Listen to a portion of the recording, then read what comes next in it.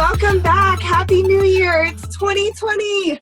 I'm so excited. I hope you are too. This is a year I've been waiting for my entire life. Literally, the buildup has been significant. Welcome to Conversations in Anarchy, our first one of the new year. It is such an honor and a pleasure to be here with you.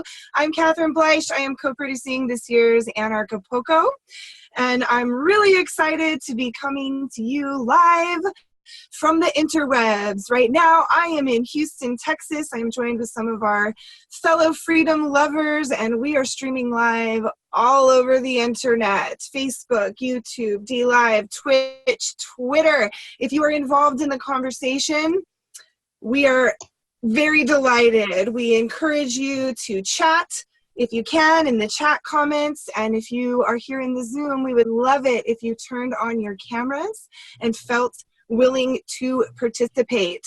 So this is a really fun way for us to bring the Anarchapulco community together. We are really close to seeing each other in real life, and we've had a really great experience coming together online once a week.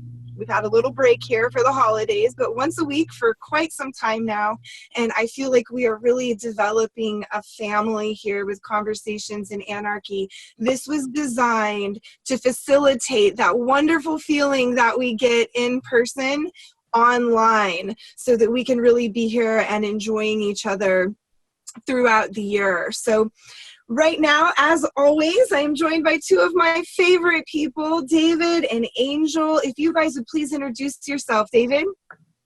Yes. Hey, everyone. My name is David Rodriguez. I've been attending Anarchapulco for the last 5 years, going on my 6th year, and they let me help co-produce this year's family camp stage. I'm also one of the speakers, and yeah, I'm an advocate for children's rights and for freedom. I love freedom. And that's why I keep coming back every year to meet all you guys and learn from the speakers and the workshops, because freedom is the issue of our lifetime. And I'm so grateful to be joining all of you and the great hosts and our great guests and all the people joining us. I hope to see you in Mexico next month. How about Angel? Want to introduce yourself? David. Hey, I am Angel Robinson. I am the co-producer along with David of the Free Your Family Camp at Anarchapulco this year, and super happy to be participating with everyone in that. I was an attendee for the first time last year, and I've just dived in, and grown my tentacles out into all the spaces that I can with Anarchapulco, because I really love it. I really love doing things that I think will grow this movement, will build community, will make us stronger as a unit, so that we can go forth and really spread our ideas and change the world.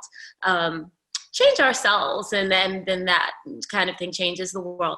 So I'm doing that. I'm editing the Anarchapulco blog. I was the editor of the Anarchist Guide to the Galaxy. So if you haven't downloaded that yet, go ahead to the anarchapulco.com website and definitely download the ebook. This book is perfect for you to give to your friends and families and people who you want to introduce to anarchy, or even if you just want to give someone something that really lays out anarchy really simply as a sort of a primer, then it's definitely really a great book. So anyway, I'm, as always, every week, happy to be here with you guys, happy to be able to chat with you and get a little bit of this in before I see you in the real world.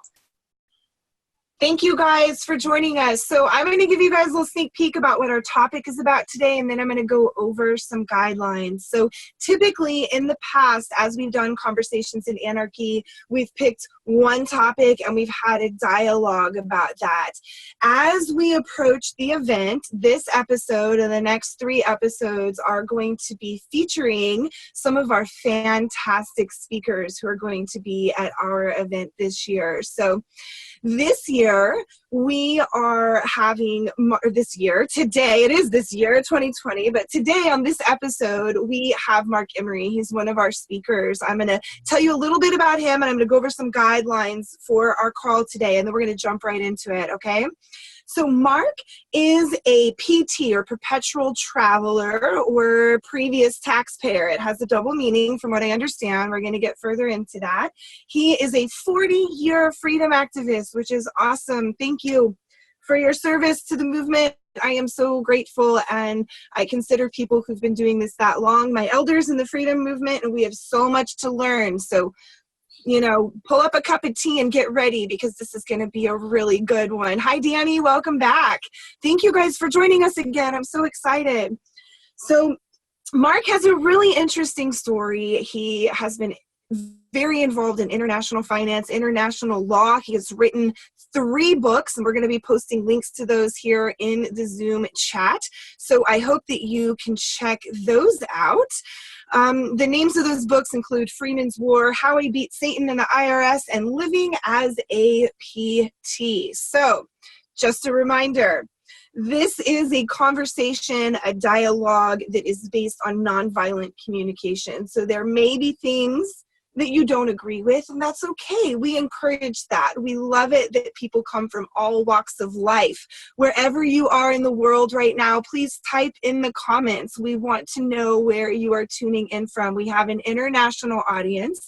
We are intercultural, which means that we have a varied background and we have very different perspectives, and we love digging deep into the nitty-gritty and the taboo, but we just ask that you please be kind and be gentle to one another when you are having this dialogue, which I think we've done a stellar job of so far. I mean, really, thank you guys. I've really, really enjoyed this. So the purpose of this is to help create community, allow us to share our thoughts. We are not going to solve all the world's problems here today, but we can definitely have some awesome conversations and build community. So today, we're going to have a little dialogue with Mark, and then we're going to open it up to everybody to have a conversation. I think we've kind of got 3 main points that we're going to be covering. We would love it if you could indicate in the chat if you have a question. There's a raise your hand feature. I'm watching the chat on my screen, but I'm also reading the script and chatting other places, so I might miss some of the chatter in the dialogue, so that raise your hand feature goes a long way. You can also send a private message to Angel or David or the administrator, and somebody will let me know that you are wanting to say something. We want to keep our questions and comments to the point. We try to keep this to an hour. If it's going really well, then we expand it sometimes to 2 hours. But if you have a comment, make sure it's on topic and that it's short and sweet and to the point, so that we can get to everybody, because often there's a lot of people who have a lot to say. A reminder about the nonviolent communication. And as Angel mentioned, we use a read-along, which we're kind of deviating from right now, and it's the ebook Anarchist Guide to the Galaxy, which you can download at anarchapulco.com. So today, we are talking to Mark Emery, and I am super excited to pick your brain today. Mark, if you are unmuted, if you wouldn't mind popping in and giving us an introduction. Welcome. Thank you very much. I'm always excited, and I feel a much higher energy level speaking with freedom aficionados like yourself and the others who are online here. So it's always kind of a rush. But anyway, my entire life I've been involved in international business and finance, and it wasn't until I had a run-in with the IRS. I worked really hard to get a really nice bonus when I was in the insurance business in my early days. And the IRS felt they deserved a big piece of that. And so that's when I started learning about the fraud that was going on. The whole IRS system is fraudulent. And so that got me started in studying law. And I spent a lot of time studying law in the law library in the Supreme Court building in Denver, Colorado, University of Denver. When I was there, I started a law club. Bunch of people getting together to learn more about law and how we can use that to defend ourselves, because typically tyrants will abuse the ignorance of people and overstep their bounds of authority. And so we went a long way in doing things in the legal area. So I've been involved in international business and finance and law, really those 2 things running parallel for quite a long time. So that's me. Here I am. Okay, welcome. We're so glad to have you. Now, I want to ask, just so everyone's aware, are you a lawyer? No, I'm not. In fact, I used to be, probably still am, a lawyer's worst nightmare. I was just chatting earlier that for recreation, I used to show up in courtrooms on other people's cases just to watch the lawyers, the prosecutors, the DAs, watch their faces turn red and spew steam out their ears. They didn't know what to do with me. I'd throw a cog in the wheels of their business as usual. So no, I'm not a lawyer at all. God bless the lawyers. There's a lot of good people that start the profession with a good heart, but they just have a disadvantage. And the disadvantage is the formal training they have. They're totally in the box. I'm totally out of the box. And I look at the law for what it really is, beyond what they've been taught in school. So that's where, a person like myself, you and anybody else, can learn a few things and really just kind of turn the whole system upside down. So it's a lot of fun, really, once you get into it. I feel that way about doctors too, that often their greatest disadvantage was their academic education. Same thing. So, Yep. yeah, same thing. All right, so PT, perpetual traveler, previous taxpayer. Could you elaborate on that a little bit for us and sort of set some definitions here? Yeah, PT actually stands for a lot of things. You mentioned private traveler, prepared thoroughly, permanent tourist. The whole idea is real simple. It's based on W.G. Hill wrote a book, which is where I picked up on it. And he picked up on it from Harry Brown, two very fine privacy aficionados. You might want to look those books up. Again, W.G. Hill, PT, and Harry Brown. But the whole concept is very simple. It's that no matter where you are, you appear as though you're from somewhere else. Well, why would you want to do that? Okay, well, whenever you go to someone else's house, don't they, treat you like a king or a queen? Well, here, have the best seat. Let me get you something to drink. Do you want a snack? What can we do? You go to another country. Here in Panama, they have tourist police to make tourists feel comfortable and to help them. So visitors are always treated better than the home people. And from a legal standpoint, you're basically immune. And so that's one of the key things, is just developing a certain level of immunity from local law. I looked up the W.G. Hill author. Who was the other one you mentioned? Harry Brown, with an E on the end, I think. Okay. Did he write How to Find Freedom in an Unfree World? Yeah. Okay, that book changed my life.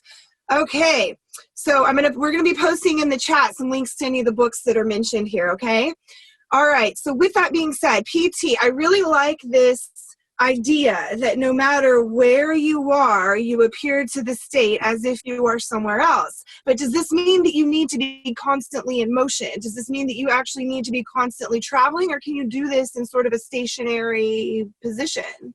Yeah, well, that's a great question. And the answer is no. As a common misperception, you think permanent traveler, it means, you're always on an airplane. No, it means that when you're home driving around town, and, if it's not a small town and they know you, then maybe you have a driver's license from Costa Rica and your automobile is registered to a private trust that has the initials, maybe it's a trust named Independence Research Society, like I had one time. And of course, we did a DBA filing in the county and filed the DBA name as IRS. And so when the cop pulls you over, oh, you're from Costa Rica, but you're driving a car from the IRS. Oh, you must be some kind of international agent or something. Well, oh, we had so much fun with things like that. That's the kind of fun you can have once you know how things really work. So no, you don't have to be in motion. In fact, you can establish your presence, your persona, as a PT and stay right at home and not have to go anywhere. Although you probably do need to travel a little bit to get set up. A foreign driver's license, maybe a foreign residency somewhere, and come back home. And once you have that, you're good to go. You just got to put the documentation into place. It was a lot easier a few years ago. There's a few more requirements now, but it's definitely worth it. Yeah, interesting. So just a little side note, my experience, my partner's Italian, and every time we've been pulled over in the United States with him driving, they end up letting him go, right? Like I don't even have to open my mouth. They just look in the car and they look at the license, they're like, slow down, move on, you know, because he shows his Yeah, Italian driver's yeah. license. That's how it works, you know? Yeah, that's Beautiful. fascinating. I'm loving this. Okay, so you've actually written a book on this subject specifically, and I'm wondering, can you remind us the name of that book and what people will get if they purchase this book and read it, what kind of information they'll get, and is this the kind of stuff you're going to be teaching at Anarchapulco? Yeah, absolutely. In fact, that's a presentation I did last year, Living Free as a PT. Is the title of the book, Living Free as a PT. And really what it is, it's a compilation of many of my international adventures. You know, I started out learning about the concepts and the benefits of being a PT before I even knew what that was, right? Just almost by accident. So the book kind of takes someone along with me riding shotgun throughout my many travels internationally, and how I learned about these things in actual situations that came up where the benefits of being a PT either were self-evident or I learned of them afterwards, recognizing what I had just done by accident, you know? So it's kind of like a world tour, riding shotgun with me through some of my many adventures over the last 40 years. I'm really excited to read this book. Honestly, this is a world I'm very interested in. I hope to someday very soon have an Italian passport in addition to my American one, and my future children I want to birth in Mexico. I'm wanting my kids to be tri-national. So I'm really wanting to attend your workshop. I'm really wanting to read your book because this is just right in alignment with the direction I'm going. I have so many questions. Angel, David, I'm curious if at this point you guys have any questions or comments that you want to add here into this conversation about the PT subject. Well, I will say this. I am generally, as an American, thinking about things from an American perspective, obviously. But we have a very international audience, right? And so the things that you're talking about in your books is that, I mean, it sounds like it must be because it's all about, like internationalism, but does it speak to an international audience? Is this a way absolutely. to get around the rules of all of these governments? Yeah, and I get that question a lot because I founded the Lighthouse Law Club and a membership group learning about law. Much of it's U.S. based. And interestingly enough, I came to learn more about international law, and we all operate basically upon the same principles of law. Without getting into a lesson on that, but we're basically all operating under the law of contract and admiralty, regardless of the statutes or codes that you might have in your own home jurisdiction.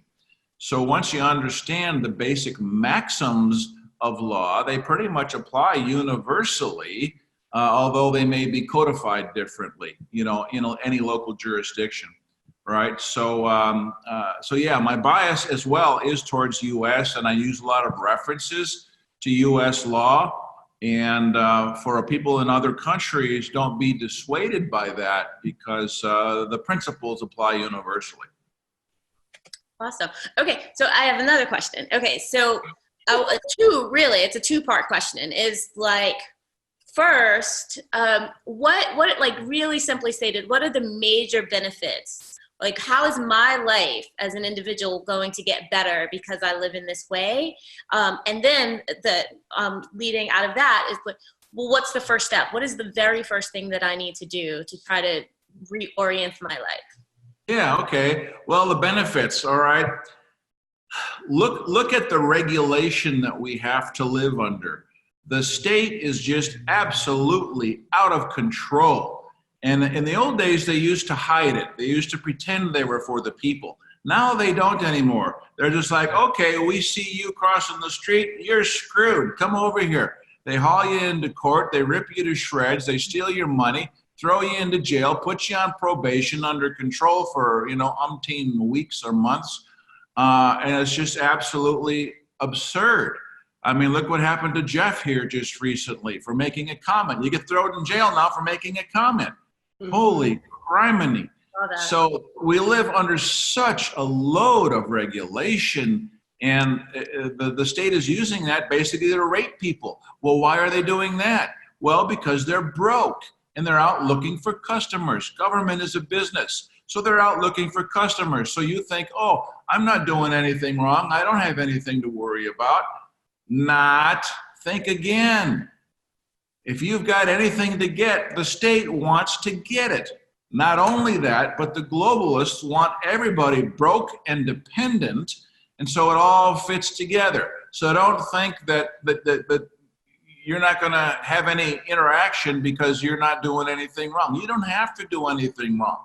You know, it's the old adage that it's dangerous to be right when the government is wrong. You've heard that before, right? All right, so we know where the government stands. So now you're in trouble because you're doing things right. All right, so what are the benefits? The benefits are that you learn to operate, you know, as a PT, as someone who appears to be from somewhere else, just like we heard. You know, you get off of a speeding ticket. They don't even bother you, all right? You develop a level of immunity to all this crap that they're subjecting the local people to.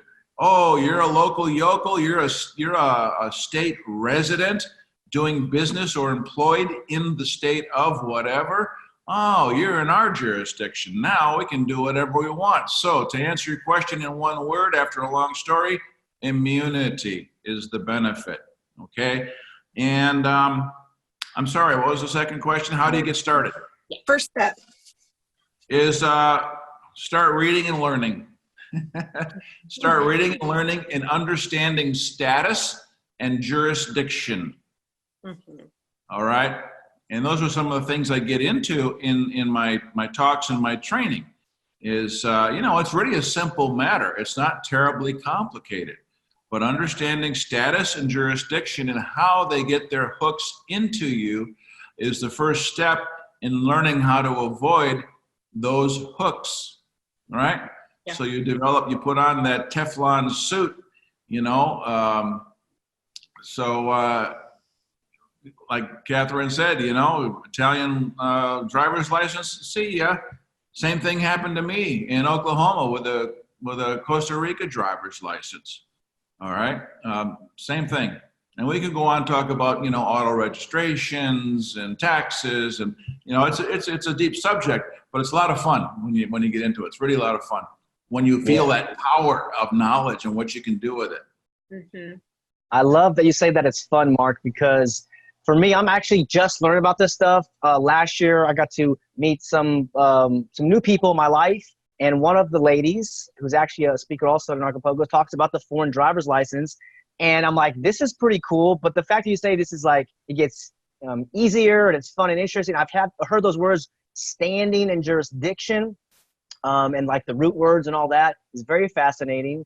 And I just also love that you say that visitors are treated better than the actual locals. So it's kind of like understanding we're different pieces on a game board right here. My question is like, how much time and money does it cost to get in this? I mean, do you start with the driver's license? Do you start with a passport? Like, because right now in the US, they have something called the Real ID coming out. And this is linked to vaccines and like national travel. This is what Ron Paul's been talking about for decades. And so tyranny isn't coming, tyranny is here. And just so people that are watching, the state is intergenerational organized crime. Those guys are the bad guys. We just want to be left alone. We just want to be in our own peace, have our own liberty and life, and just, you know, live a great life at peace and happiness. But this organization, as Mark just mentioned, they steal. They're pirates, and they openly are out there doing that. And I just saw another video about having to get permission to have a yard sale in your own yard. So how much time and money is required, and where like is the document that I would start with, or some of the viewers and listeners would start with? Well, that's an excellent question that leads me to really a fundamental issue that people have to understand. You know, most people don't have much time, Most people don't have much money, so they got very little leeway in their lives to do anything extra, right? And so that's one of my primary focuses is teaching people how to get rid of their job and build a business. Be an entrepreneur, control your own life, control your own time. You know, you see all these ads and news articles, oh, people are looking for jobs, they can't find a job. And I'm like, what? Why the hell would anybody want a job? And go work for someone else, sign all these government state forms. You know, when you sign these government forms, you're signing admissions and confessions that you don't even know what you're signing. You're admitting to things that are false in terms of your citizenship and who you belong to. All right. On another vein altogether, I just started a church, Christian church. And the whole point is to come out of Babylon, get out of the Babylonian system. And so for that group, you know, we focus on, you know, the spiritual side as well as the practical side. And that's extremely interesting how that ties in. So my first focus is, hey, what are you doing? Do you enjoy your job? Do you enjoy your work? Well, great. Why don't you do that for yourself and your own business, or get economically free?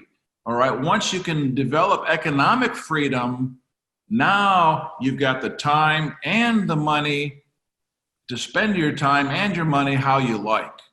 And you're not always racing on that corporate treadmill for someone else's purposes rather than your own. And where does that corporate treadmill get you? Survival. Okay, you can pay the bills, maybe go on a vacation once a year. Great. If you can do that, you're better than average, because a lot of people can't. So economic freedom really is the first step in learning to be entrepreneurial. And I'm developing a very exciting system for just that purpose. So I have the solution there too. I don't talk about things that I can't deal with. So, Mark, do you know Dr. Buckley, who's also participating with this event? No, I don't think so. You guys would really get along. I want to introduce you guys at Anarchapulco this year. Maybe we can all have lunch or something, because he is very interested in this jurisdiction conversation and the churches and structuring things in a certain way. He just became an ordained minister. He's a doctor of pastoral medicine. He's really trying to remove himself from the jurisdiction of the licensing and licensures within the United States. And I really feel like he's doing some groundbreaking stuff in this arena. So I would love to introduce the two of you. Now, on this topic of entrepreneurship and money and finances, one of the subjects we had here to talk about was financial privacy, and I feel like this really ties in. I kind of have one foot in this world. I'm just starting to try and understand it. I have a registered agent for my LLC. I'm, slowly trying to take small steps to kind of move in that direction. But, I make my money through Google and Amazon ads on my website. So I do have these, forms that are automated and things like that. And so I'm really interested in this conversation about financial privacy. How do you make that happen? I mean, for me, I'm working for myself, but I don't have financial privacy. So I feel like there's a bridge I have not crossed yet. And I'm wondering if you can talk a little bit about that. Okay. Yeah, this is really gets my blood boiling talking about this. We start talking about banking and the bankers, and oh my God, you got to hold me back. I used to be a middle linebacker playing football, and I'm a Leo, and I kind of have that aggressive attitude. And you put a banker in front of me, oh boy, look out. Anyway, how do we do that? There's a number of methods that need to be learned. In fact, my next book is going to be Beat the Bankers. And I've got a lot of experience dealing with these criminals. And, they're in cahoots with the legal profession. And, of course, the courts. They all work together to steal people, make them destitute. But financial privacy, we work an awful lot with private non-statutory trusts. Actually, it's kind of a misnomer. We use that term just out of laziness, because really what we do is we create a business organization that is formed by private contract. It's not registered, it's not statutory, it's not granted any benefit or privilege or franchise from the state, but we all have the inherent God-given rights to enter into contract and to work with each other, okay? And so we create this type of an entity that looks like a trust because it's managed by a fiduciary, a trustee. And what we do is we show people how to basically manage those types of entities in the international arena, where you've got different tax treaties in play. It's really very simple from my perspective. A lot of people look at it, go, oh my gosh, that sounds so complicated, but it's really not. But to answer your question, understanding international law, private contract, dealing with non-statutory trusts, and working through fiduciaries is one way of establishing a tax-free, cash-generating entity that can grow assets on a perpetual basis, and you have something to live off of, take care of yourself and your family, and leave something for your heirs. All right, so that's one thing. Then there's another level of dealing with Mark, I'm sorry to interrupt, but you kind of went over my head. And if you're going over my head, I think you might be going over the head of some people in the audience. Talk to me like I'm 4 years old. When you say, a cash generating tax-free entity, what are you talking about? Are you talking about stocks and bonds? Are you talking about a business that's running? Like what is that? What are you talking about here? Well, tax-free entity, consider it a company. All right, it's a company. It's a different type of company. It's not registered. It's not a corporation. It's not one that's subject to taxes. And there's very good reasons for that, okay? And which we can't get into now, but we do get into in our training.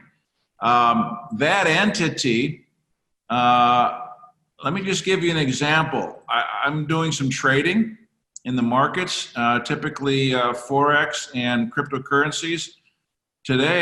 Just today, I opened about 12 different positions, and without a lot of money, I mean, not a lot, I've got $30,000 profit just since yesterday. Wow. Now, believe me, that doesn't happen every day, okay? We're having a good day today. But consider this, if you had an entity, and let's see, that 30,000, that would be up about, that's up about 30% on the account that we had.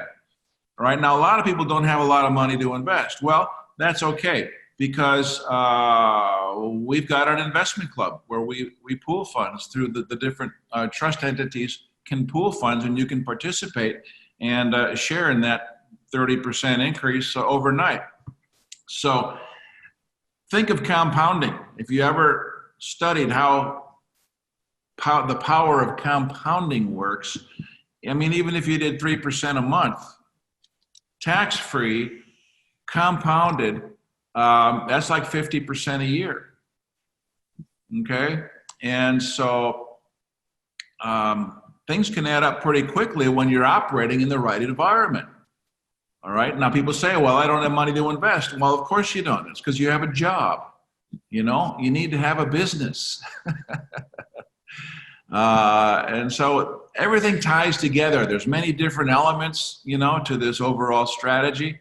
And I'm working on a video that's going to tie all this together here probably in the next couple of weeks. I'm really excited about. So to answer your question, yeah, get rid of the job, start learning, build a business, become economically independent. How can you talk about freedom when you're working for someone else in a corporation, and that corporation has you subject to all the government forms and withholdings and taxes? You're really kind of being hypocritical, or at least at the early stages of your freedom development. You got to get rid of those things. So if it's not a registered business, what makes these businesses aside from the fact that maybe the government just doesn't know about it, but have I said too much here? Oh, see, that's the beauty of it. I don't want the jig to be up here. They're the criminals, man. You didn't say too much. I know they're the criminals, but you got to hide from them. I mean, Well, see, that's the beauty of it. You don't have to hide. I stood on the stage last year. I told everybody, I don't pay income taxes, and I'm not afraid to say so. You know, oh, aren't you going to get in trouble? Aren't they going to target you now? No, because it's a simple matter of understanding legal definitions. What is a taxpayer? A taxpayer is someone who has taxable income that they should report if they're a U.S. citizen. Well, I position myself in such a way, status and jurisdiction, that A, I'm not a U.S. citizen, even though I carry a passport issued by the U.S. State Department. That's another story. But I don't have taxable income. Well, what is taxable income? People think that the money they make at their job is taxable income. No, those are wages. That's compensation for labor. And the IRS code is very clear in Section 83 that unless you have a gain,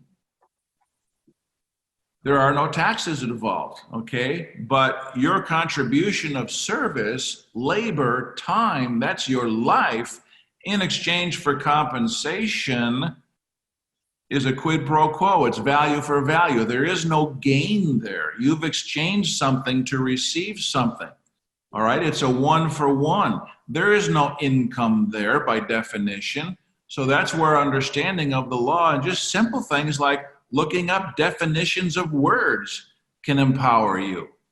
And I get into that in quite a bit of detail in my book, How I Beat Satan and the IRS. So these things all tie together, and it's really enthralling once you start delving into it. You know, it's hard to stay focused because as you go, you learn one thing and you go, oh, yeah, let me look at this. This is cool. And then it kind of gets you off the track you were originally on, you know, and you're always learning new stuff, but it's a lot of fun.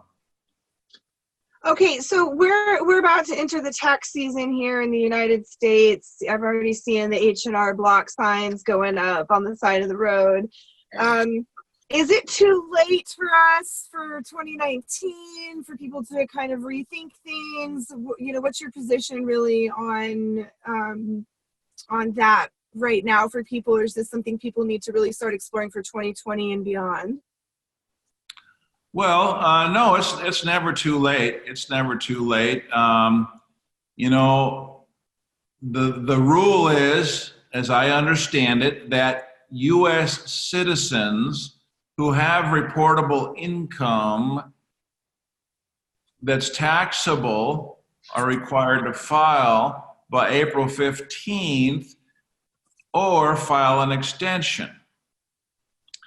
Well, you need to think about that. Are you a U.S. citizen or are you something else? Do you have taxable income or do you have something else?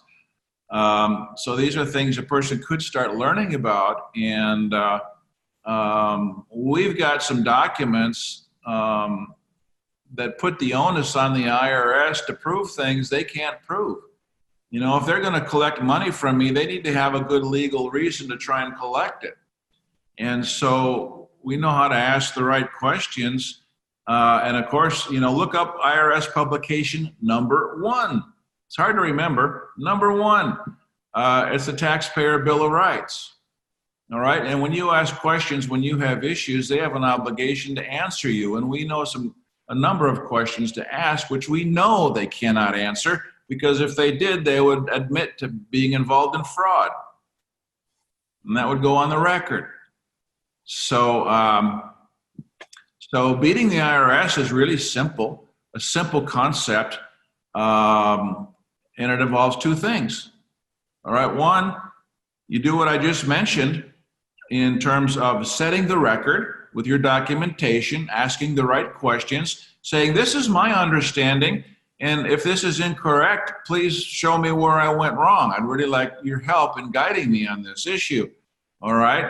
And of course they won't, because they can't, because they're involved in fraud. They won't admit it. So they'll just ignore it. But what you're doing is you're setting the record that you're acting in good faith. Yeah, I want to comply. I want to understand these rules and regulations. Help me out a little bit here. Taxpayer Bill of Rights, publication number 1, says you're obligated to answer my questions. All right, so here I am asking for help. I want to comply. I want to be compliant with the law. Please help me. And they don't. So there's only 2 ways the IRS can get you. Criminally, for willful intent, for failure to file, or something else like that, but it requires willful intent. And when you set the record that you're trying to comply, you've just blocked that road. They'll never haul you into court when you're acting in good faith, trying to comply with the law. Then the only other way they could get you is to steal your stuff. Your bank account, put a lien on your property, and all these things, okay? So if you have properly protected your stuff and they can't haul you into jail, guess what? Bye-bye. See ya. Stop by if you're in the neighborhood. We'll have coffee. What's your address? I'll send you a Christmas card every year. So does that mean that you can't have property, or you can't have a bank account, or what's... Not in your name. No, you got to get it out of your name. Mm-hmm. Mm-hmm. The key to asset protection, again, is so simple.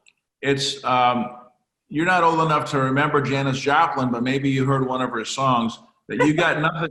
Freedom is just another word for what? Nothing left to lose. Nothing left to lose. There you go.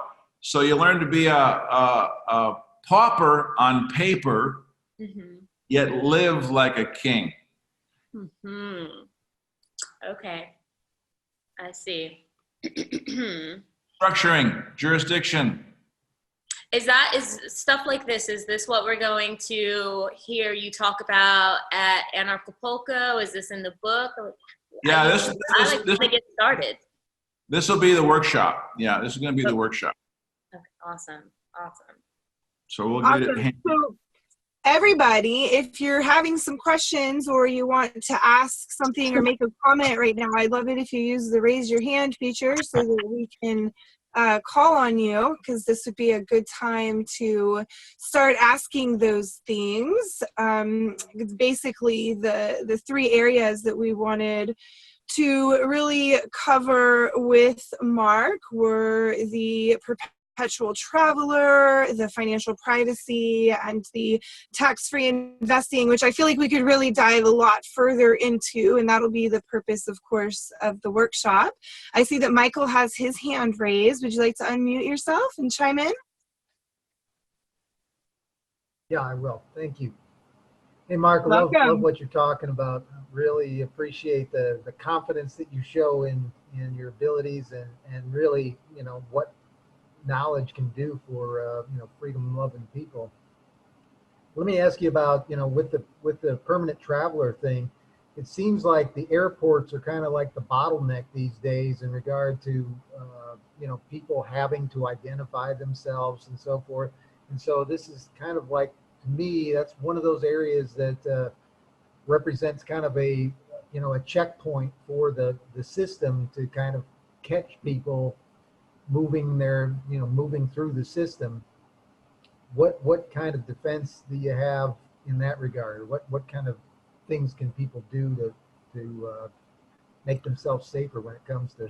Yeah, well, that's one of the great reasons why you really want to consider being a PT and getting other documentation in terms of driver's license and passports and things like that. And that's a little bit of an uphill climb, but people are doing it all over the place. And it's really amazing for me living outside the States, talking with expats who are outside the States. They have such a clearer vision of the world than people who are stuck, in the box, and and subject to the media and the indoctrination and the status quo and that type of thing. But that's all the more reason why getting alternative forms of ID, I think, are really important right now, especially in terms of this real ID thing. Oh, that scares the heck out of me. You know, I would stay as far away from real ID as I could. So now is really the time, you know, to be thinking about alternatives. Yeah, I actually have a Missouri driver's license. I was one of the activists who really pushed against the Real ID when I lived in Missouri back in 2009, and we stopped it. And I don't know what the current status is, but I have a Missouri driver's license that is not Real ID compliant.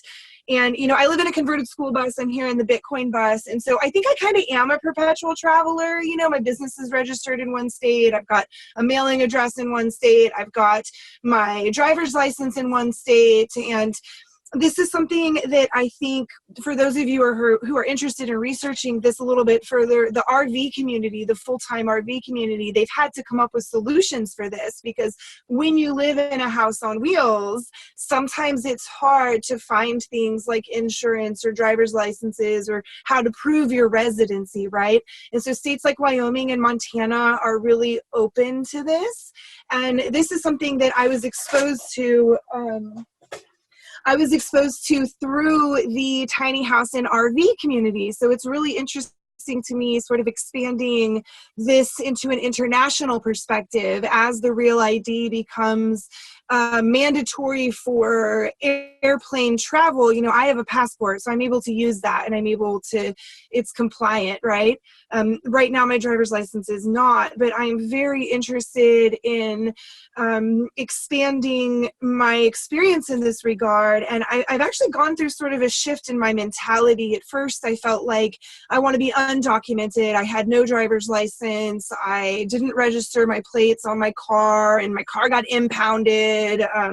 My kids didn't have passports. That's why I missed the first two Anarchapulcos I was invited to come to. And I was actually talking to Luis Fernando Mises. He's one of the speakers on the Dollar Vigilante stage this year and a previous Anarchapulco speaker. And he told me, Kat, sometimes I think your principles get in the way of your freedom. And I was like, what? Because I was talking to him about how badly I wanted to come to Anarchapulco, but my kids don't have passports. They're undocumented, da, da, da, da. So I ended up getting passports for my children. Moose, I see you. I'm going to call on you in just a second. And, their passports are under the name baby girl and baby boy, because that's how their birth certificates were filed. We didn't sign those, but my midwife was required to file those with the state. So they do have passports, which are kind of neat. Baby girl, baby boy. I feel like they're international men and women of mystery. They kind of get to pick who they want to be. But my mindset has shifted. Now I'm like, okay, I'm moving away from the undocumented, and I'm wanting to move toward the multi-documentation, right? So that way I have the ease of travel. And my friend Alma feels the opposite. She came to Anarchapulco with her undocumented children, had to cross the border in a taxi cab, had a paperwork battle at the entrance. And I want a stress-free life in that regard. I don't want my car impounded anymore. I don't want to have to find, very labor-intensive ways to get into another country. So I'm really loving this conversation. And Moose, I saw that your hand was raised. If you want to unmute yourself and ask your question or make your comment, please chime in, and Happy New Year. Happy New Year, everybody. First, I'd say it's funny, ironic with all this anarchy stuff is a lot of people that you follow or read, like I followed Mr. Mark's stuff by accident before and reading because I got into the Supreme Court cases in USC 26. It's funny how a lot of anarchists and freedom seekers tend to find their way together. But I've been, like I said, doing a lot of reading. I guess my question would be I started noticing like specific word definitions, a big thing from imposition to liabilities, and how different taxes are structured or rules or laws. Like in one case, you would have, say you have every man, air quotes man, has the right to a vocation or trade, and that can't be infringed because you are allowed to provide for yourself. But then you'll have a tax law that imposes a tax on, say, fishing. And it was just kind of the question is like that weird or that specific definitions between what they actually mean by like impositions, liabilities, what is fishing, and then what is fishing, even though they're spelled the same. It's just something I've noticed, and I guess it's kind of a weird question or how I phrase it. But yeah, I find it very interesting that I see you here talking, Mr. Mark, because I happen to come across you within my own reading and everything as well. So Great. having you, everybody. Yeah, you bring up a good point. The trickery, the deception in legalese is just beyond the pale. It is just beyond the pale. And, I kind of grew up in a Catholic family, but, I didn't take that too seriously. I was quite secular most of my life, but I've been growing quite a bit recently in my spiritual side. And I'm learning just how ingenious and the forethought that is involved in bringing us all to this point of slavery and servitude. It's just really quite impressive if you just look at it objectively, as objectionable, of course, as it is. But how they use words and terminology, like I said earlier, just learn to look up definitions. They might use a definition for one word in one chapter of the law, and the same word has a completely different definition in another chapter of the law. And you think you're talking about the same thing, but you're not. It's just evil in its insidiousness and how deceptive, words and language can be used. So, good point you bring up. I have a question, Mark, regarding like identification, because this is Kat was mentioning, register your child or don't register for your child. And we're learning about different, like I've heard the 7 flags, philosophy. You have 7 passports, but that's like a big leap for some of us, and some people just getting into it. So like, what would be the first passport? Is it a Panama passport or a Mexican passport or Liberland, or like all these different pieces of paper? Like, where would be the starting point for a passport, so someone could say, we're driving and they get pulled over or something and say, oh, I'm from Panama, sorry buddy, and they just, okay. So like that first alternate passport, what would be your recommendation? Well, what I did is I changed my U.S. passport to an American passport, and nothing changed in the passport itself. But I resubmitted a corrected application with a 10-page legal memorandum, basically establishing my position that no, I'm not a U.S. person. I'm an American. I'm a Floridian. And by law, that's a foreigner to the United States, which by definition is the 10-mile square of Washington, D.C., forts, docks, arsenals, and territories. Okay, so by contract, the State Department accepted that application with my legal memorandum, which was my offer. So they've accepted my offer. I paid the fee, which is a consideration to support the underlying legal contract. Okay. And so now it's a matter of record. I did a FOIA request to get all that information back with the State Department seal, evidencing the fact that they've accepted my contract, my passport application on my terms, not on their terms. Now, that's important for status and jurisdiction. It's not going to help you on the roadside. All right, that's where maybe you need to do some things with the auto registration and think about getting some alternative driver's license, which are not terribly difficult to get. Okay, and I'm not talking about go to another state, because all the states in the U.S., one state is the same as the other in terms of, the way the police look at it, because they have interstate compacts, interstate agreements. All right, so if you're in Texas and you show a North Carolina license, that's not going to help you. All right. My car was actually impounded in Oklahoma when I had expired registration with Missouri plates. Just to be clear, that was an interstate agreement that they had, and I had to actually tow my vehicle out of the state of Oklahoma. Yeah. I got some fun stories on that. I don't have time to get into tonight, but I will during the presentations. I actually pulled my automobile out of state registration and into allodial title and had some fun with that. Is that because you have an RV or you bought the car in cash? I just heard this literally a couple months ago, this allodial title. Can you talk a little bit about that?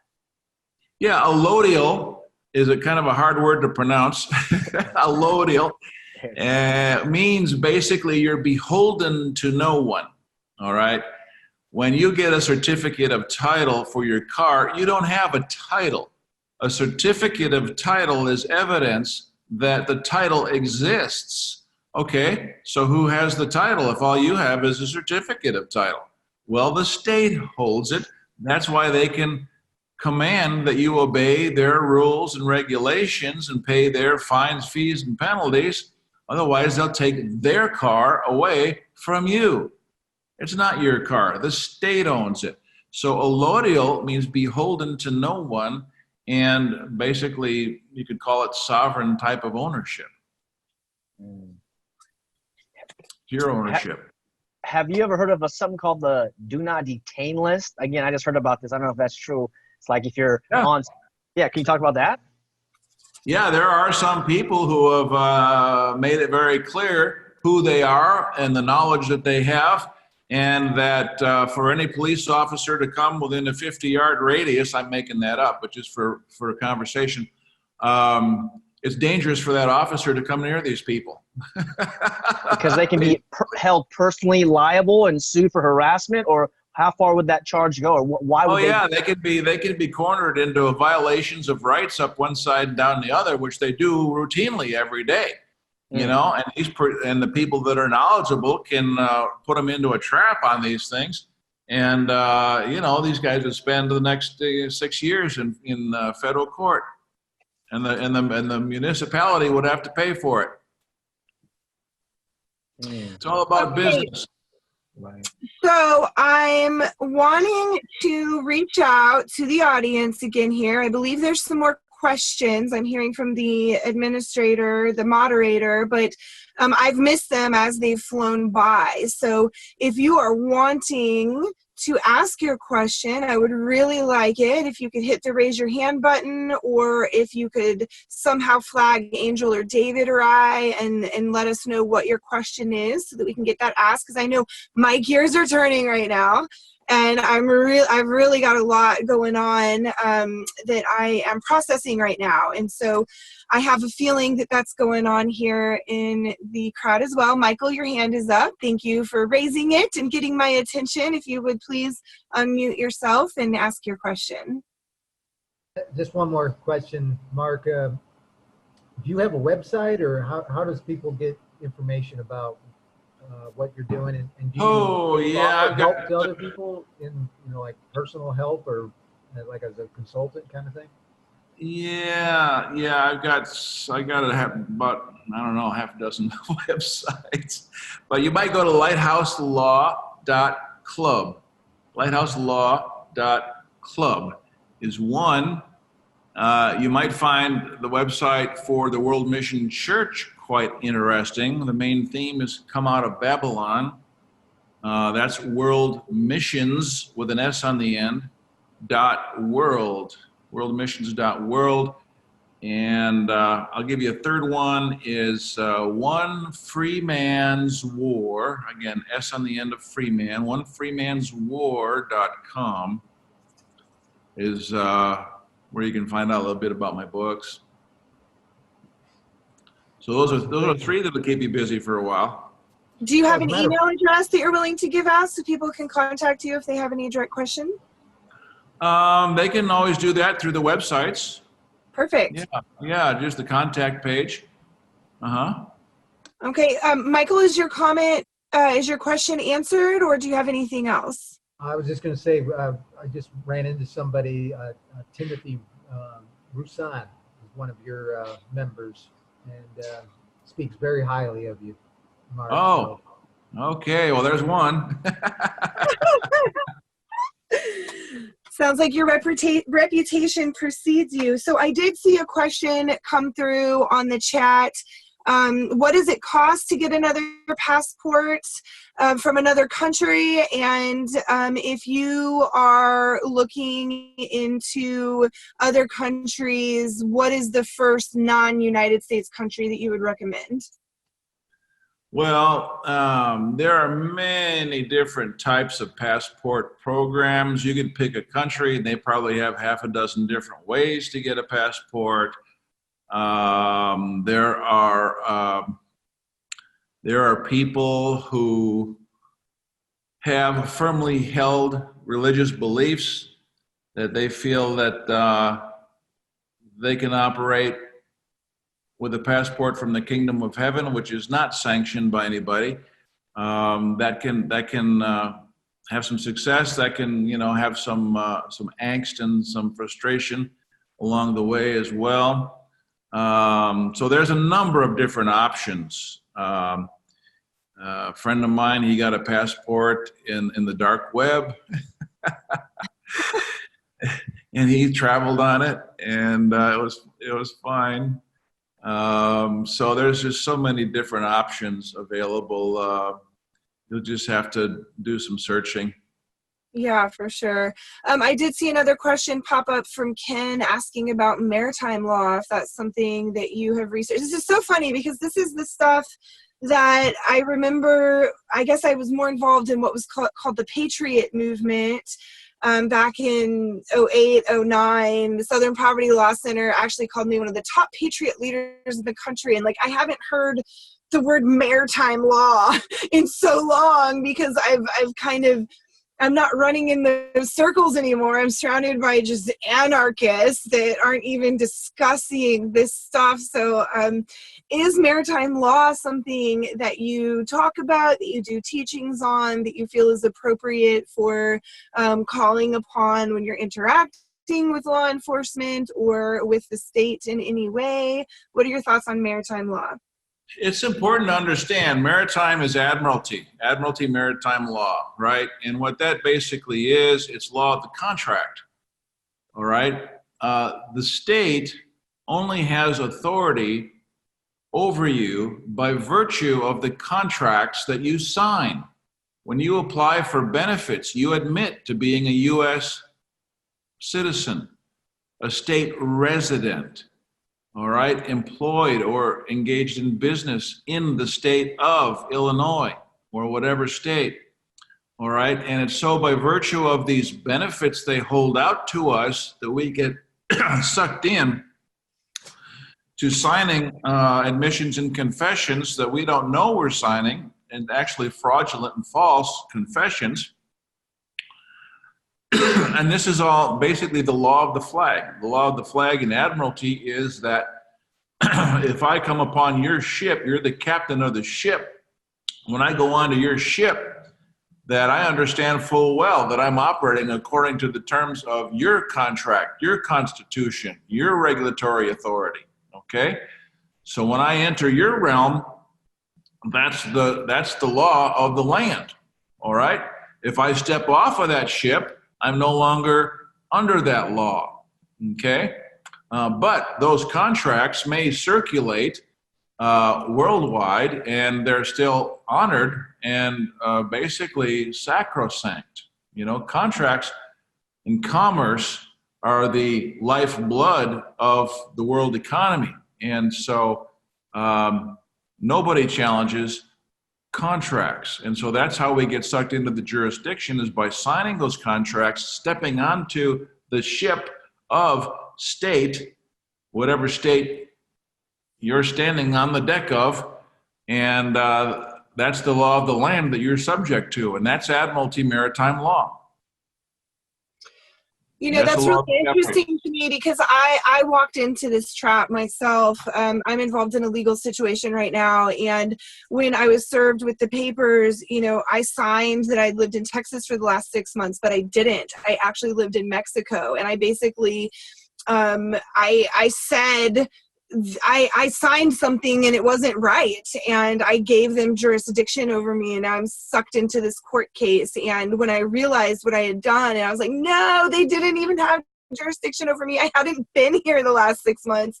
I was kind of kicking myself, and I think I'm too sucked in probably to undo it.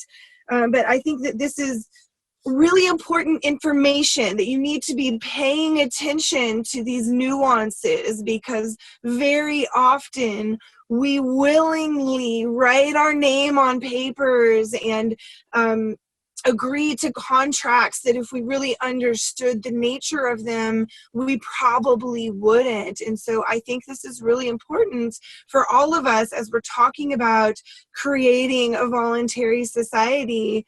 Whether you're applying for benefits for something, or filling out tax paperwork, or you're being sued or whatever, pay attention to what you are signing your name on, because you can get yourself sucked into a situation that otherwise maybe you could have kept yourself out of their jurisdiction in that regard. So yeah, maritime law, that's really interesting to me. I'm trying to read through the chat here on my phone, but for those of you that have questions, I'm loving the hand raise feature, because the video is streaming from my phone, and I'm having to read these chats at the same time. So Angel, David, I don't know if you guys have any questions. I do have a question. No, I'm glad you said that. So jurisdiction, standing, critical. My question, Mark, have you ever had an experience in international courts or local courts in the U.S.? Like, because I've tried to fight a couple different, like citations, and I didn't know what I was doing, and I'm learning still. But like from the first moment you get in there, like not guilty, are you a U.S. citizen? All these things that you mentioned. Have you had any experience in court, and what was that like, or what was the lessons you might have drawn by being in their ship and playing this game?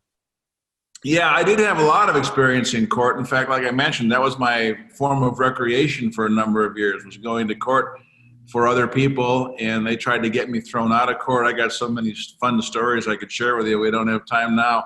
But back then, I really didn't know very much. But apparently, I was very good at being able to throw the circus masters off of their game, to the point where, they'd threaten to have me arrested or thrown out. And I overcame that to the point where I was trying to help a friend of mine who was incarcerated. He was there in an orange suit, and I came up to the defendant's table to help him.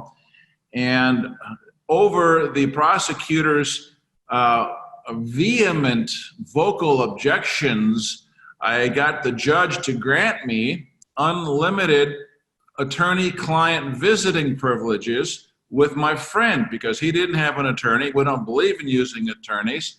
And the prosecutor was saying, you can't do that. He's not licensed by the bar. He's not an attorney. He has no standing. Blah, blah, blah, blah, blah, blah, blah. Oh, boy, he was just spitting out nails as fast as he could. And I got the judge to give me unlimited attorney-client visiting privileges and issued a court order as such. So that was one fun experience. And, yeah, I've been in court. I was a radio personality for a while, back when I lived in Colorado. And during those days, I was really stirring it up. I mean, we were holding common law courts in the city council chambers of a local town just north of Denver. We were holding regular meetings just down the street from the city police station, at the VFW hall. And really, that was back when the Montana Freemen were going, if you remember those days, back in, the early 90s. And a lot of experience. In fact, I have, they came after me finally. They threw felony charges at me, trumped up for using my name, Mark Emery, which is the name my parents gave me, a false fraudulent name apparently. And I beat them in court. First time, hands down. They couldn't get a conviction at me. They did double jeopardy, tried it again, and stole all my exculpatory evidence, tied my hands behind my back, basically tarred and feathered me and put me in prison for a year. Okay, so, but really, that was not a bad thing. You know, all things work to the good for those who love God. But that was one of the best years of my life that I've spent, you know, because it gave me time and peace to do a lot of reading and studying. And I got so many stories that I could go on and on. But yeah, a lot of court experience. And that was before I really knew anything. I was able to kind of throw a monkey wrench in the wheels of justice there. Yeah. So, that's exciting to know that you been in the trenches and fighting these criminals. And you mentioned earlier, like, now the state isn't even hiding that. They're like, oh yeah, we're here to help you. They're like, no, we're just going to take your money. You got to get license and permission to do everything. And so do you think the state is going to get more desperate now? And is it maybe more dangerous to fight in court, or is it more advantageous to learn some of the stuff you're teaching and then go in court and fight them in court? well, you have to understand, the court is a business, all right? They keep their wheels turning. They want to process cases. They want to get the fines and get the money out of people, keep things moving. If you're going to be a thorn in their side, many times they're going to have to think twice about, how important is your case to them, all right? Are you a high public profile figure that they need to make an example out of? Well, maybe they will. I was at the time that I had my issue. But if not, if you know the ropes, you can usually get any court issue knocked out before even having to go to court. That's the nice thing. And if you position yourself properly, they don't have jurisdiction to bring you in. Okay, I have a quick question, because this is, and it's slightly off topic, but it's on topic. Have you ever dealt with jurisdiction issues when it comes to family court? I have not dealt with that, no. But give me an example. Like In the a court divorce, trying to, in a divorce, let's say in a divorce. well, if you have a marriage license, that's a problem. Because No, in the state of Texas, there's common law, and that requires legal divorce. So if one party files divorce against a common law married to-be former spouse, can a dictionary response be made? if there is no contract is entered, but the state gives you an imposed contract that you don't sign when it comes to common law marriage, which is part of my issue with this whole sovereignty with paperwork stuff, is that, we're getting a little personal here, and thank you for bearing with me, audience, but I thought I had entered into a marriage situation because there was no license that would enable me to function without state intervention. And now the state is being imposed upon me. And I'm just, and if it hasn't been dealt with, we can talk about it off of the live video, but I'm just curious because I've heard that family court is really the most tyrannical and awful court that exists. And is there a way to resolve this through, a jurisdictional type response? Well, yes. First of all, what authority does the court have to impose itself on you when they don't even have any evidence that a marriage exists in the first place? Someone perhaps must have filed documentation with the state to cause that to happen, I would imagine. Like no. No? Okay, we called ourselves husband and wife, and we had a little ceremony that people attended, but there was no paperwork filed with any government entity until divorce was filed. Yeah, well, what they're doing is they're giving you an offer, and then if you accept it, well, then you accept those terms. I wouldn't accept it. I screwed myself. I should have said there was no marriage, and then there would be no divorce. You don't need to lie. It says, what interest do you have in something that doesn't exist as far as the state is concerned? Show me the documentation that gives the state an interest in this marriage which doesn't legally exist.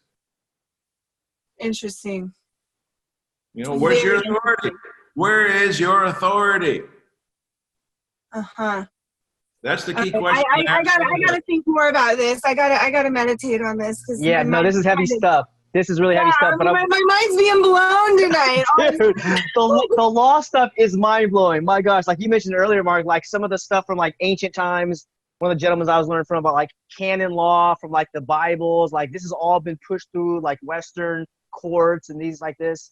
And it's just like so shocking to find out that well, he told me the courts are banks, and you just mentioned the courts are business, which makes total sense. Yeah, it is. It's totally shocking. I lost my train of thought because I was getting so excited about it. But so excited, I forgot what you're going to say. So it was dealing with they only have jurisdiction if you like confess or admit to it. You know, it's like, are you a U.S. citizen? Yes, I am. Well, then we have jurisdiction over you right now. So what's your take on like the Fifth Amendment or staying silent when either the cops come or the IRS or these entities come? Do you stay silent or do you respond with a documentation? And what's the kind of your philosophy in that scenario? Well, there's two questions you can ask right off the bat. Have nothing to do with jurisdiction that can put the official, the officer, the deputy on his heels real quick and pay close attention to you. And that is, and this comes right out of the officer's handbook, the training book, okay? I mean, nothing, funny about that. So it's like, okay, officer, you pulled me over. What's your RAS? RAS is reasonable, articulable suspicion that I committed a crime. In order for you to approach me, unless you're just being friendly, but you've obviously stopped me, you've impeded my progress, which in effect is a de facto arrest. All right, you've got to have an RAS, reasonable, articulable suspicion that I either committed a crime or was about to commit a crime. So what's your RAS? All right, then that needs to be supported by a single articulable fact. SAF. What's your SAF? What's the single articulable fact that leads you that gives you a reasonable articulable suspicion that a crime was committed or was about to be committed? If you don't have one, then nice to see you. Have a nice day. I'm out of here. Am I under arrest? No. Okay, well then I'm free to go. Thank you. Mm-hmm. So okay. then you might say, well, maybe you're speeding, or something. But anyway, go ahead. I just wanted to do one last call out for final questions from everybody. We have gone past the top of the hour here, and I feel like we could just dive deeper and deeper into these rabbit holes. There's so many directions that this conversation could go. I'm definitely really interested in this perpetual traveler conversation. I'm feeling really called to decentralize my paperwork, so to speak, and really get myself protected in that regard. Moose, I see that you have a brief comment if you'd like to unmute yourself and chime in.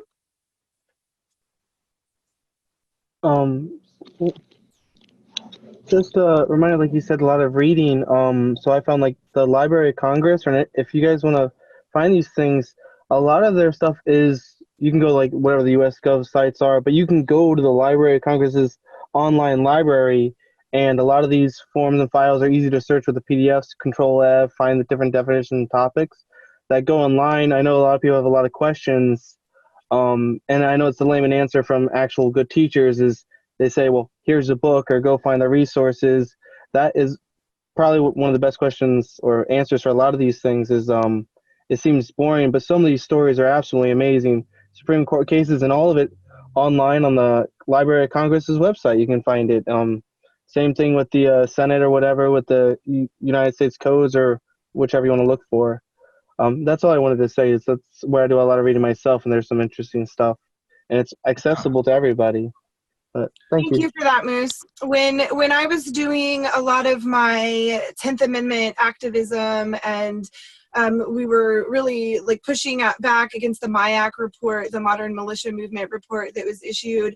I was using the Library of Congress, I was using Senate.gov, FBI.gov, and I was really using their own reports and their own words against them, and I was showing up to testify in front of the state legislature, and I just printed off from their website, highlighted the key points, handed it out to the appropriate representatives, and we really made some fantastic movement in that regard, including stopping the Real ID Act based on constitutional principles in the state of Missouri. And it was a lot of work, and it was a lot of fun. And we were talking about that earlier too. I actually really used to get my rocks off doing this legal research, and I've moved away from it as I have moved into motherhood and sort of shifted my focus onto health and wellness. Angel, we have not heard from you in a minute. I don't want to put you on the spot. I saw that you dropped off and came back on. I just want to check in with you. I think we're going to start calling on final comments. I haven't seen any other questions pop up since I asked. So Angel and David, if you guys want to say your final comments or ask your final questions, and then Mark will have you give a closing statement, and then I'm going to wrap us out. Yeah. Well, thanks, Mark, for sharing some of this knowledge. This is very valuable knowledge. So people who are going to be in Anarchapulco, I hope they go to your workshop, and I hope you will talk a little bit about the title of it and what they're going to learn there. But what I would recommend to people out there listening, whether you can make it to Acapulco this year or not, start thinking about forming your own clubs, like Mark has. And I got a few, like 4 or 5 friends who I'm talking with and strategizing with, because, the law book is like huge, and we only have a short amount of time on planet Earth. So you might as well share these secrets and ideas with your buddies and learn how to escape the system. And just some of the takeaways that I got from Mark was that don't put your entities in your name, and get a foreign driver's license, and these kind of things. I really appreciate some of the stuff that you shared here, and I can only imagine the workshop's going to be more valuable. And so, yeah, if there's more conversations like this, I'm going to be excited. Hope to see you guys in Acapulco next month. And thanks for joining us, Mark. Thanks, Kat and Angel and all the team behind us. And I'll hand it off to Angel. I love the idea of what you are doing and what you're teaching everyone. I love all the little rebellions. I mean, I try to engage in at least 5 little rebellions every single day. And I love the idea that we can be more financially free, because that is the most offensive thing to me that the state, one of the most offensive things, I mean, everything they do is offensive, but one of the most offensive things they do is taking away our ability to be successful, taking away our abilities take care of our children. And it's this really weird juxtaposition of, oh, we are here to make society, operate better and to create fairness and make it all work. And on the other side of things, they're just imposing all of this shit on you that you have to overcome. It makes it almost impossible for you to live. It's so crazy to me that people still see government as representative and helping them, rather than the leeches that they are on society. So yeah, Mark, I'm very much interested in learning more about that. And actually, one of the things I would really love to see, and this is like a call out to everyone, is I would really love to see more people posting their not confrontations, but their interactions with the state, and talking more about how they got around the laws, and just showing us so we can see individually that it's possible, and we can start to emulate those people as well, and be really and feel confident that we're going to gain success in it. So thank you for taking the time to share with us and get us a little bit inspired about some bigger rebellions. Okay. Great. Love to be an inspiration. Mm-hmm. Mm-hmm. Yes, thank you, Mark. So I would love if you want to kind of summarize maybe what it is that you're all about, what people can expect to hear from you at Anarchapulco this year, what you're going to be offering, and of course, just remind us the names of your books, which we did post into the Zoom chat, and your websites, please, and thank you. Okay, well, I'm all about freedom. That's the bottom line, and I think we all are. I've been blessed with certain life experiences, and that has developed a certain level of knowledge and confidence in a number of areas that I'm very happy to share with people. In fact, that's my life mission. It's kind of like if you're walking down the street, you see some bully beating up on a little old lady, what are you going to do? You're going to step in? Most people wouldn't. I would. I'd step in and beat the crap out of the bully, or at least try to, and intervene, at least interrupt.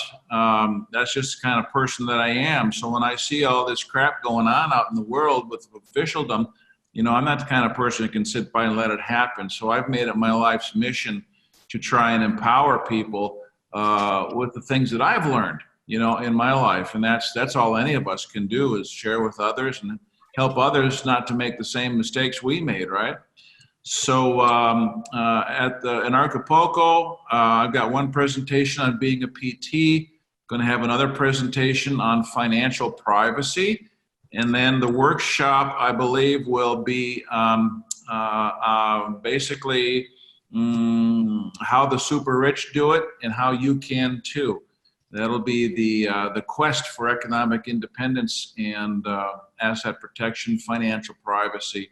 And by the time I get to Anarchapulco, I will have fully developed a complete, comprehensive program to help anybody achieve these things, in 12 months or less.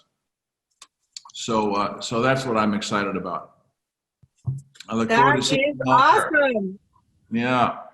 Yeah, I'm really looking forward to that as well. So just a reminder, everybody, Anarchapulco is taking place in February from the 13th to the 16th. Mark is going to be there for that as a presenter. He's also going to be a speaker at the Dollar Vigilante, which is taking place the 2 days before, February 11th and 12th. He's going to have a workshop during Anarchapulco. You can get tickets to all of these things at anarchapulco.com. And we are very excited because the workshops are going to be live on our website later this week. So pay attention. Keep your eyes on the website. If you are not subscribed to our email list, I highly suggest you do that. You can do that by visiting anarchapulco.com. Mark, we want to say thank you so much for your sponsorship of Anarchapulco through your Monaco investments. Thank you so much. We really appreciate that. This is a community event. It is brought to you by our speakers and by our attendees, and we all come together to really make this a fantastic experience, sharing information with one another. Just a reminder that you can also, Monaco Management Group, said Victoria, so I'm sorry if I said that incorrectly. You can buy your hotels at anarchapulco.com. It is so fantastic to stay in the hotel on site. I love it. I love waking up and walking out my door and being surrounded by fellow anarchists. I highly recommend it. So check out anarchapulco.com. We have announced, I think, all of our stages except advocacy. David, you're nodding your head. Does that sound right? I think. Yeah. There's a few more speakers to be announced, I think, for advocacy, but everything else, family, crypto, health, main stage, we're rocking. This thing's going to be beautiful. It's going to be epic! So check out anarchapulco.com. You can see our full lineup of speakers. I'm managing the health and wellness portion, Anarch Awaken. I'm super excited about that. Check out the practitioner space where you can sign up to have an appointment with one of our doctors or practitioners on site. We're offering such a dynamic spread of things this year. Next week, we are doing another episode in this format. We're going to have Becca Tisgani on, and she's going to be talking about communication, conflict resolution, mediation. She has really been instrumental in Anarchapulco's internal operations. I mean, we are human beings, and inevitably, conflict takes place. And Becca has really been the person to go to when it comes to resolving these interpersonal issues. I feel like we have so much to learn from her. I am so excited about that. So be sure to tune in the same place at the same time. It's not too late to get involved as an affiliate. If you think that you have friends and family who would like to attend this event, go to anarchapulco.com, click get involved, and fill out the application to become an affiliate. And you can get a little commission for inviting your friends, and your friends can get a discount. It's a win-win. We love to spread the love. I know that I'm talking about Anarchapulco everywhere I go. So thank you guys so much for tuning in. Thank you for all of your questions, for all of your comments. I'm going to real quick, I took 7 pages of notes, and I like to go over my summary at the end.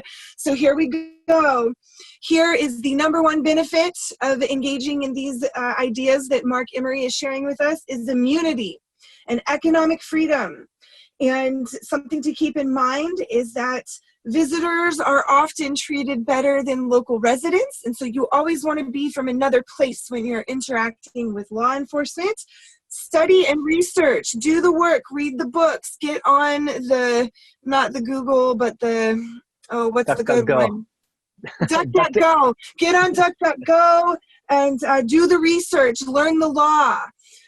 Don't give them jurisdiction if you can help it. Don't volunteer your signature onto something that gives them jurisdiction.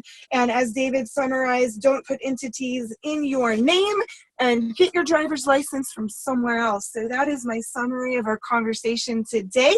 I hope this was as enlightening and expansive for you as it was for me. So we are going to have 3 more episodes of Conversations in Anarchy before the real event, the main event, the live in-person gathering, which I'm so excited about. I'm like busting at the seams. Simone, you're asking if the affiliate is simple to post onto Facebook. Yes, it is. You get a link that is unique to you. All you have to do is send it out via email or post it online.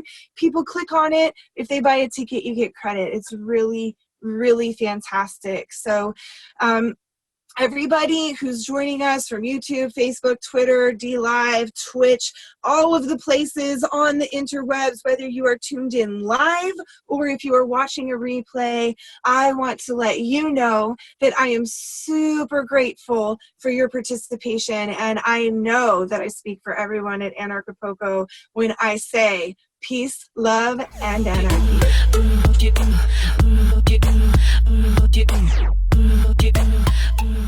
Anarchapulco is so hype, I'm trying to tell ya. This the event of the year and best vacation ever. Ron Potter, Jeffrey Tucker, just to name a few. Get your tickets, you don't want to miss it. You should roll through, talking politics to health and self-improvement to investing. So many things, not one thing. Learn how to live life unchained, yeah.